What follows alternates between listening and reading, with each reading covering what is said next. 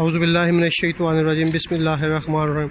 अस्सलाम वालेकुम दोस्तों, आज की ये जो वीडियो है ये स्पेशली उन सर्वेयर हजरात के लिए है जो टोटल स्टेशन के साथ वर्किंग वगैरह करते हैं।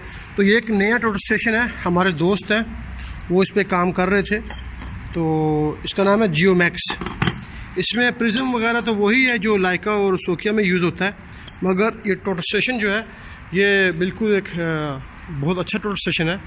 तो इसको मैंने कहा उनसे रिक्वेस्ट की कि क्यों ना इनकी जो है ना थोड़ी सी शरह कर दी जाए, ताकि अगर कोई दोस्त हमारा इस पर काम करता है तो उसको इसके बेसिक फंक्शन का पता हो। तो उम्मीद है इंशाल्लाह इससे आपको फ़ायदा होगा। तो मैं आपका इंट्रोडक्शन करवाता हूँ इंजीनियर मुस्तफ़ा से। ये हैं हमारे इंजीनियर मुस्तफ़ा फ्रॉम इजिप्ट। तो यही हमें बताएंगे। ये पहले अरबी में इसकी शरह कर देंगे और बाद में फिर मैं इस मशीन को लेके कोई आधा घंटा आपको उर्दू में कर दूंगा, ताकि दोनों को फ़ायदा हो सके। ठीक है, तो जी। السلام عليكم، صباح الخير.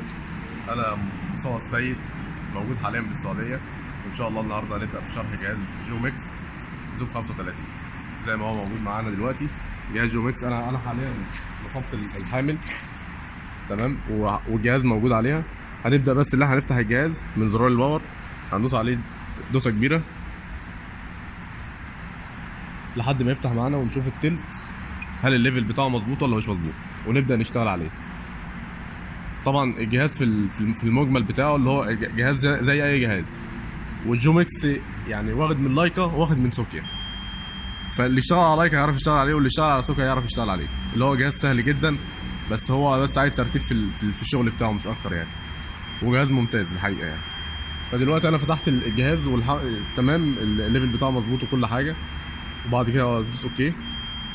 فعندي دي الصفحه الرئيسيه، والصفحه الرئيسيه موجود فيها من فوق على الشمال موجود التاريخ. الساعه دلوقتي الساعه 10 وتلت، موجوده هنا بالسعوديه تمام.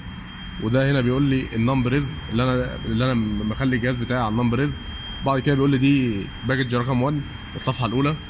بعد كده بيقول لي الليفل بتاعه عليه علامه صح، معنى كده ان الليفل بتاعه او الجهاز مظبوط ليفل كويس. بعد ده علامه اليو اس بي، اللي انا لو حاطط يو اس بي هيظهر اللي انا حاطط اليو اس بي، هي مجرد علامه بس مش اكتر. بعد كده بيقول لي ده النيم اللي انا الصفحه اللي هبدا بيها، مجرد النيم. وبعد كده ده علامه البطاريه اللي هي البطاريه فول معايا. بعد كده معايا اول صفحه موجوده الابلكيشنز اللي هي البرامج اللي موجوده في الجهاز، ودي هنشرحها فيما بعد. تاني حاجه الداتا اللي انا عايز ادخل بيانات، معايا جوب عايز ادخله، عايز احفظه، بعمل فيه اللي انا عايزه. معايا تالت حاجه اللي هي السيتنج اللي انا اقدر فيها اللي انا اتعامل فيها في الجهاز، والمعاملات بتاعته وكل حاجه انا عايزها موجوده فيها. بعد كده بيقول لي ريفرنس سيرفي تمام، دي الحاجه الخاصه بالمساحه برضو.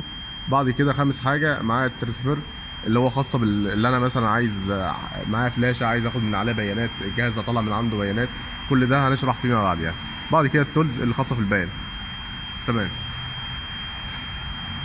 ده كده اول حاجه معانا، ده شرح الجهاز في المجمل تمام. وهناخد بقى بعد كده ان شاء الله كل حاجه لوحدها يعني. بعد كده ان شاء الله لما نيجي نشتغل الابلكيشنز لوحده.